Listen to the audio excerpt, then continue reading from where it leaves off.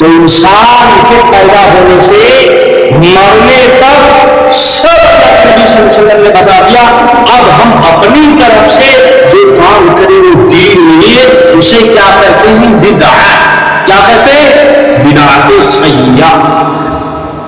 اسی وجہ سے پیغمبر علیہ السلام نے فرمایا تو کل بدعت ضلالہ وکل ضلالۃ فی النار, کہ ہر بدعت گمراہی ہے اور یہی گمراہی انسان کو کہاں لے جائے گی؟ جہنم میں لے جائے گی. اللہ کے نبی صلی اللہ علیہ وسلم سب کی سفارش کریں گے کل آخرت کے دن, قیامت کے دن, لیکن بدعتوں کی کبھی سفارش نہیں کریں گے. وہ حوض کوثر سے محروم ہو گئے, لوگوں کی زبانیں لڑکی ہوئی ہوں, پریشانی کا وہ عالم ہوگا کہ جو سورج جو ہزاروں کروڑوں کلومیٹر جو ہمارے سروں سے دور ہے, قیامت کے دن یہ سورج اتنا قریب ہو جائے گا کہ جو سلیمان ابن عامر ایک صحابی کو فرماتے ہیں کہ ہمارے محبوب صلی اللہ علیہ وسلم نے قیامت کا منظر بتایا کہ تدنا شمس یوم القیامت کا مقدار نہیں ہے. یہ جو سورج جو آسمان کی بلندیوں پر ہے, اتنی دور پر, اتنے دوری سطح پر واقع ہے, قیامت کے دن یہ سورج ہمارے سروں پر ہوگا, 1 میل کے قریب ہوگا. اور 1 میل مجھے نہیں پتا, وہ صحابی کہتے مجھے معلوم نہیں کہ میل جو ہے عربی میں میل مسافت کو بھی کہا کہتے ہیں, کلومیٹر کو بھی, اور میل سونے دانی کی سلائی کو بھی کہتے ہیں. ہو سکتا سورج ہمارے سروں سے اتنا قریب ہو جتنی یہ بڑی سونے دانی کی سلائی. انسان کا دماغ اوڑے گا, حلق سوکھ جائے گی, زبانی باہر نکل آئیں گے, بڑی پریشانی کا عالم ہوگا. انسان پریشان, پروانوں کی کار گرے گا, کوئی واسی نہ ہوگا, کوئی حامی نہ ہوگا, کوئی مددگار نہ ہوگا, کوئی سفارشی نہ ہوگا. وَاتَّقُوا يَوْمًا لَا تَجْزِي نَفْسٌ عَن نَفْسٍ شَيْئًا وَلَا يُقْبَلُ مِنْهَا شَفَاعَةٌ وَلَا يَأْخُذُ مِنْهَا عَدْلٌ وَلَا هُمْ يُنصَرُونَ. کہ وہاں کسی کی سفارش نہ چلے گی, کسی کا پوا نہ چلے گا, کسی کی زور زبردستی نہ چلے گی, کسی کی بھیک بھی نہیں چلے گی, وہاں کچھ نہیں چلے گا, وہاں کوئی مدد کرنے والا نہ ہوگا. سب اپنے اپنے اعمال کے اندر لوگ مضبوط ہوں گے اور مختلف. وہ محشر ہوگا وہاں کا کہ حضرت عائشہ صدیقہ رضی اللہ تعالی عنہا نے فرمایا کہ نبی پاک صلی اللہ علیہ وسلم نے فرمایا یحشر الناس یوم القیامت عفاۃ عراۃ غرلا, کہ قیامت کے دن لوگ ننگے پیادہ پاؤں گے, ننگے سر ہوں گے, غیر مفہوم ہوں گے. جس طریقے سے بچہ پیدا ہوگا اس کا ختنہ ادا نہیں ہوا ہوتا, ایسے ختنہ بھی ہوگا. بدن پر ایک دھاگا بھی نہ ہوگا, ایک کپڑا بھی نہ ہوگا. اور رجال النساء جميعا ينظر بعضهم الى بعض. اللہ کے نبی صلی اللہ علیہ عائشہ نے پوچھا, اللہ کے نبی صلی اللہ علیہ وسلم کیا مرد اور عورتیں سب اسی طریقے سے اٹھائی جائیں گی؟ وہ تو بڑی شرم آئے گی, بڑی حیا آئے گی. تو نبی پاک صلی اللہ علیہ وسلم نے فرمایا الامر اشد منهم ان ينظر بعضهم الى بعض, کہ ارے عائشہ مرد اور عورتیں ایک ساتھ کر جائیں گے, اور رجال والنساء جميعا دونوں ساتھ اٹھائے جائیں گے, مرد اور عورتیں, اور سب مل کے دھرے ہوئے ہوں گے.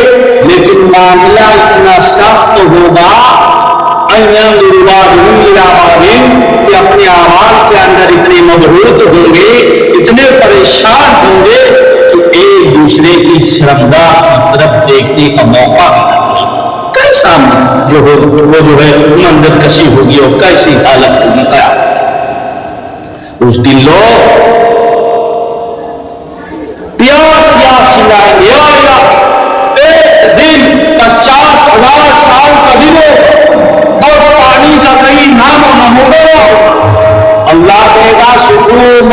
حمیما فقطعوا امعاءهم کہ پلاؤ ان کا کھولتا ہوا خون اور پیٹ، اور وہ زانیہ عورتیں جو دنیا کے اندر زنا کیا کرتی تھیں ان کو عذاب دیا جائے گا، ان کے شرمگاہ کے اندر برچھا مارا جائے گا، پھر ان سے خون اور پیٹ پر موت پڑے گا، پھر ان مجرموں کو پلایا جائے گا، اور جو بھی وہ پانی، وہ خون، وہ پیٹ، وہ حیض، وہ نفاس، وہ گندگی کھاؤ کے بھی اپنے منہ میں لے جائیں گے اور حلق کے نیچے اتاریں گے، تو لکھا فقطع امعاءهم، قرآن کہتا ہے ان کی ہتھیلیاں کٹ کر کے اور پخانے کے مقام سے گر جائیں۔ ایسا ہوگا تو ایک محمد صلی اللہ علیہ وسلم کی جماعت ان کے امت کے لوگ جائیں گے، وہ حوض کوثر سے بھگا دیے جائیں گے، محروم کر دیے جائیں گے، وہ آقا علیہ السلام سے شکایت کریں گے، اے میرے آقا میں آپ کا امتی ہوں، مجھے حوض کوثر سے بھگا دیا گیا، مجھے وہاں کا جام نہ ملا۔ اور جن کو حوض کوثر کا جام مل جائے گا وہ ان ساری سختیوں سے، ان ساری پریشانیوں سے بالکل وہ جو ہے آزاد ہو جائے گا، اس کو افاقہ ہو جائے گا، بالکل خوش خرم ہو جائے گا۔ قرآن کو وجوہ یومئذ مسفرہ وضاحکۃ مستبشرہ، ان کے چہرے کھل رہے ہوں گے، وہ بڑی بشاشت میں ہوں گے کہ آج وہ دن آ گیا، انعام و اکرام اور پرائز بٹنے کا دن آ گیا، وہ خوش ہو۔ تو اللہ کے نبی صلی اللہ علیہ وسلم کے پاس وہ جماعت شکایت، اللہ کے نبی صلی اللہ علیہ وسلم پوچھیں گے کہ یہ بھی میرے امت ہے، یہ بھی میرے امت ہے، آپ نے ان کو حوض کوثر کیوں نہیں دیا؟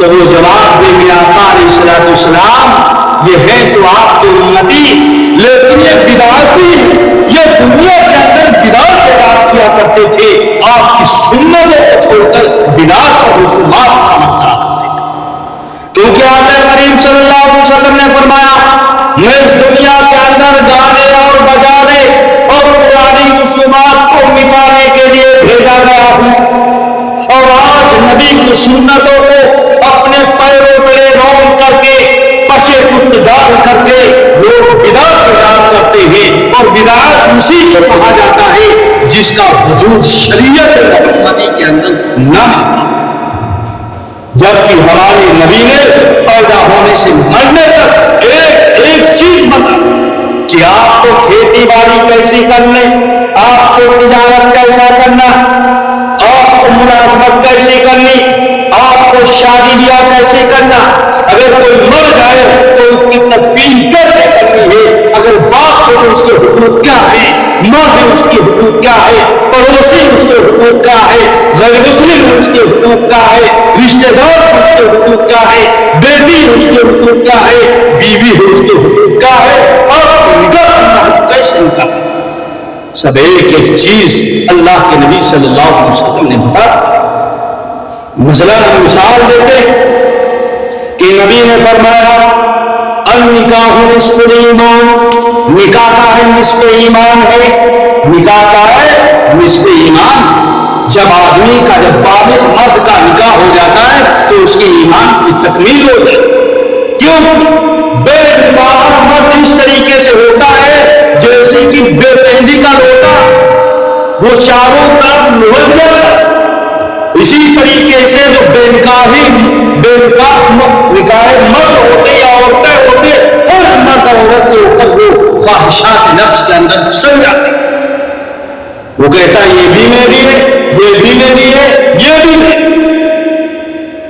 لیکن جب نکاح ہو جاتا ہے تو بندہ زنا سے بچ جاتا ہے،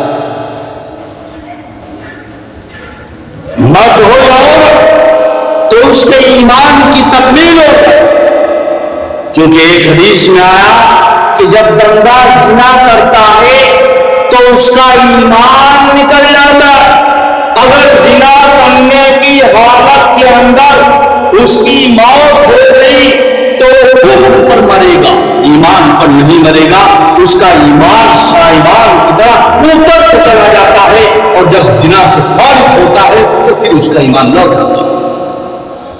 اگر خدا نے ناخواستہ اسی عالم کے اندر اس کی موت ہو گئی۔ پاکستان کے اندر ایک بہت بڑا مسلم حاکم تھا، آفیسر، وہ زنا کرتے کرتے زنا کی حالت میں اس کی روح قبض ہو گئی۔ وہ ایمان والا تھا، وہ کفر پر موت ہو گئی، وہ کبھی بھی جنت میں نہیں جائے گا۔ ایمان والا اپنی گناہوں کو سزا پا کر وہ جنت میں جائے گا۔ جس نے نبی کا کلمہ پڑھا تھا، من قال لا الہ الا اللہ دخل الجنہ، جس نے نبی کا کلمہ پڑھا تھا، نبی کے اس کلمے کے تقاضے کے مطابق زندگی گزاری ہے، تو اللہ کے نبی صلی اللہ علیہ وسلم ایک دن ضرور اس کی سفارش کرائیں گے اور جہنم سے نکال کر اس کو جنت میں داخل کریں گے۔ لیکن مشرک اور کافر جب زنا کے عالم میں امر گیا تو کافر ہو گیا۔ اب کافر ہمیشہ جہنم میں اس میں چلا جائے گا، جہنم میں۔ اسی طریقے سے وہ شرک جو شرک کرتا ہے کہتا ہے یہ بھی دینے والے ہیں، بابا بھی اولاد دینے والے ہیں، ولی بھی اولاد دینے والے ہیں، اور اللہ تبارک و تعالیٰ بھی یہ کام بنانے والے۔ حالانکہ قرآن کہتا وَيَقُولُ مَن يَشَاءُ إِنَاثًا وَيَقُولُ مَن يَشَاءُ الذُّكُورَ، کہ اللہ تبارک و تعالیٰ جسے چاہتا اولاد دیتا ہے، اور اللہ تبارک و تعالیٰ جسے چاہتا ہے کیا اولاد سے محروم کر دیتا ہے۔ کفار مکہ بھی ایک اللہ کو مانتے تھے، لیکن 360 بتوں کو رکھ کر پوجا کرتے تھے، کہتے تھے یہ بیٹا دیتا ہے، یہ بیٹی دیتا ہے، یہ نفع پہنچاتا ہے، یہ نقصان پہنچاتا ہے، یہ بارش کراتا ہے، یہ فصل اگاتا ہے، یہ کرتا ہے، تمام تقسیم کر دیتے تھے، اور یہ بھی یقین تھا کہ یہ خدا ہے۔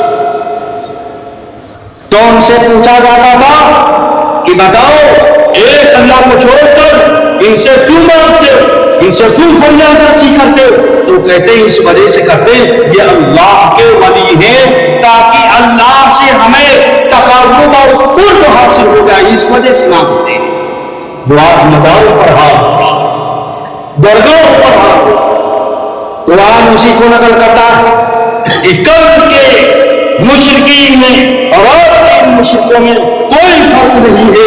قرآن کا کما نعبدهم الا ليقربونا الى الله زلفى، کہ جب ان سے پوچھا جاتا تھا، پیغمبر پوچھتے تھے تو کہتے تھے ہم ان سے اس وجہ سے فریادیں مانگتے ہیں، اپنی حاجات اپنی ضرورتوں کو اس وجہ سے رکھتے ہیں۔ لوگ پریشان ہوتے ہیں اور کہتے ہیں فلاں جگہ چلے دو پریشانی دور ہو جائے، حالانکہ قرآن کہتا ہے وَرَبُّكَ يَخْلُقُ مَا يَشَاءُ وَيَخْتَارُ مَا كَانَ لَهُمُ الْخِيَارُ، پوری دھرتی کے اندر، زمین و آسمان کے اندر اگر اختیار ہے تو صرف اسی رب ذوالجلال، لیکن پھر بھی ایسے کام کرتے۔ اسی وجہ سے اللہ کے نبی صلی اللہ علیہ وسلم نے جو ہے اللہ تبارک و تعالیٰ نے فرمایا کہ یغفر ما دون ان اللہ لا یغفر ان یشرک بہ ویغفر ما دون ذلک لمن یشاء، کہ اللہ تبارک و تعالیٰ سب کی مغفرت فرما دیں گے۔ اگر ایمان والا جہنم میں چلا جائے گا وہ اپنی سزا کاٹ کر کے ایک دن پیغمبر علیہ السلام اس کی سفارش کرا کر اس کو ضرور جنت میں لے جائیں گے۔ لیکن اللہ تبارک و تعالیٰ جو مشرک ہے، جس نے شرک کیا ہے، شرک سب کو پتا ہے کہ اللہ تعالیٰ کی ذات کے اندر، اللہ کی ذات کے اندر شریک کرنا وہ کفر ہے، یعنی ایک خدا کے علاوہ کئی خدا ماننا یہ کفر ہے، یہ تو بہت ہی بڑا ظلم ہے۔ اور شرک کہتے ہیں کہ اللہ کی صفات کے اندر شریک کرنا کسی کو۔ جو کام اللہ تعالیٰ بنانے والے ہیں، وہ خواجہ معین الدین چشتی بھی بنانے والے ہیں، وہ جنید بغدادی بنانے والے ہیں، وہ حضرت علی سے بھی کام ہو سکتا ہے، وہ اور بھی اولیاء کرام سے کام ہو سکتا ہے، اس کو کہتے ہیں شرک۔ اور اسی شرک کو قرآن نے کہا ان اللہ لا یغفر ان یشرک بہ ما دون ذلک لمن یشاء، کہ اللہ تبارک و تعالیٰ سارے گناہ معاف کر دیں گے لیکن کبھی شرک کو نہیں معاف کریں گے۔ اور ایک بدعت جس کو نبی نے بتایا کل بدعت ضلالۃ وکل ضلالۃ فی النار، کہ ہر بدعت گمراہی، یہی بدعت ایک دن تم کو جہنم میں۔ تو نبی نے فرمایا کہ ایمان والا جب ہو سکتا ہے کہ جو ہم نے شریعت لے کر آئی، آپ کی بنائی ہوئی شریعت نہیں۔ نبی کہتے ہیں کہ یہ جو نکاح مثال کے طور پر نبی کی سنت ہے اور سنت عبادت ہے. حضرت ابو ایوب رضی اللہ تعالیٰ عنہ کی حدیث روایت ہے کہ قال رسول اللہ صلی اللہ علیہ وسلم اربع من سنن المرسلین الحیاء والتعطر السواک والنکاح، کہ چار چیزیں نبیوں کی کیا ہے؟ سنت ہے. مرسلین کا لفظ رسولوں کو سنت ہے. ایک تو حیا، جس انسان کے اندر حیا نہیں ہے وہ بالکل جانور، اس کے اندر ایمان بھی نہیں. حیا بھی کیا ہے؟ نصف ایمان. دوسرا نبی صلی اللہ علیہ وسلم انبیاء کی سنتوں میں سے ایک وقت خوشبو استعمال کیا کرتے تھے، بدبو سے وہ دور بھاگا کرتے تھے. تیسری نبی صلی اللہ علیہ وسلم نے انبیاء کی سنتوں میں سے کہ السواک، کہ ہمیشہ وہ کیا کرتے تھے؟ مسواک کیا کرتے تھے.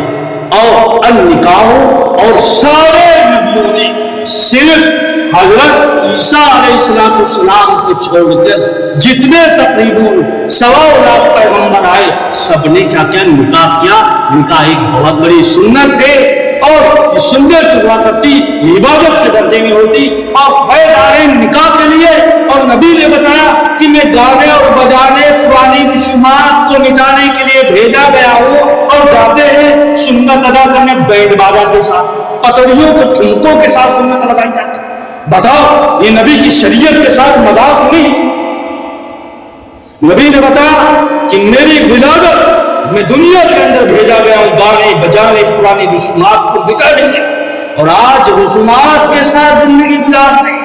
نبی نے فرمایا لا یؤمن احدکم حتی یکون ہواہ مطابقا لما جئت بہ، کہ تم ایمان والے نہیں ہو سکتے، مومن نہیں ہو سکتے جب تک کہ میری لائے ہوئے دین، میری شریعت پر مکمل پیروی نہ کرنے لگو، اعتماد یقین کے ساتھ زندگی نہ گزارنے لگو. بتانا چاہتا تھا